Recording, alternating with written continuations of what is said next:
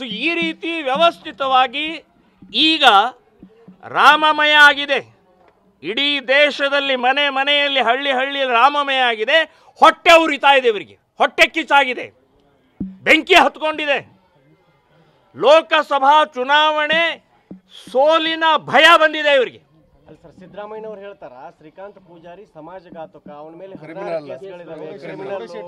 Rowdy seater ಅಂತೆಲ್ಲ ಹೇಳ್ತಾರೆ sir. ಈಗ ಅದನ್ನೇ ಹೇಳ್ತಾ ಇದ್ದೇನೆ, ಮಾನ್ಯ ಮುಖ್ಯಮಂತ್ರಿಗಳ ದಾರಿ ತಪ್ಸಕ್ ಹೋಗಬೇಡ್ರಿ. ರೌಡಿ ಸೀಟರ್ ಅಲ್ಲ, ರೌಡಿ ಸೀಟರ್ ಮುಗಿದೋಗಿದೆ, ಇಲ್ಲ. ಈಗ ಆ ಲಿಸ್ಟ್ ನಲ್ಲಿ ತೋರಿಸಿ ನೋಡೋಣ.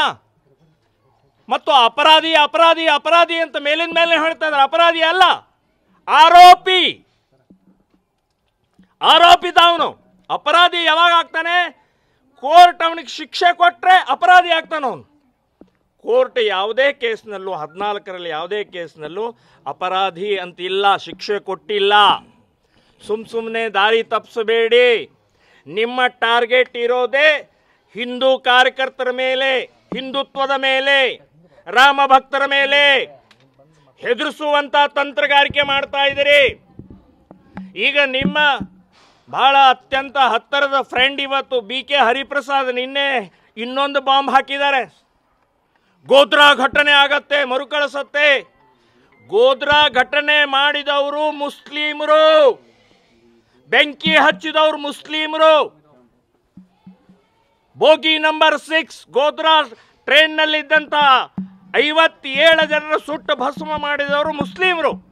BK ಹರಿಪ್ರಸಾದ್ ಅವರೇ, ಕಾಂಗ್ರೆಸ್ನವರೇ ಹಾಗಾದರೆ ಮುಸ್ಲಿಮರಿಗೆ ಕುಮ್ಮ ಕೊಡ್ತಾ ಇದ್ದೀರಾ ಬೆಂಕಿ ಹಚ್ಚಿ ಅಂತೇಳಿ?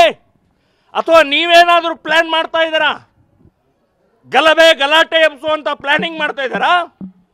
ಈಗ ಇಲ್ಲಿ ಅರೆಸ್ಟ್ ಮಾಡಿದ್ದು ಒಬ್ಬ ಮುಸ್ಲಿಂ ಇನ್ಸ್ಪೆಕ್ಟರ್. ಈಗ ಮುಸ್ಲಿಂ ಇನ್ಸ್ಪೆಕ್ಟರು ಪೊಲೀಸ್ ಡಿಪಾರ್ಟ್ಮೆಂಟ್ ಮೇಲೆ ಕಾಂಗ್ರೆಸ್ ಸರ್ಕಾರದ ಒತ್ತಡ ಬಂದ ಮೇಲೇ ಮಾಡ್ತಾರೆ. ಇವತ್ತು ಸಿದ್ದರಾಮಯ್ಯ ಇದ್ದಾರೆ, ಸಿದ್ದರಾಮಯ್ಯನ ಮಾತು ಕೇಳ್ತಾರೆ.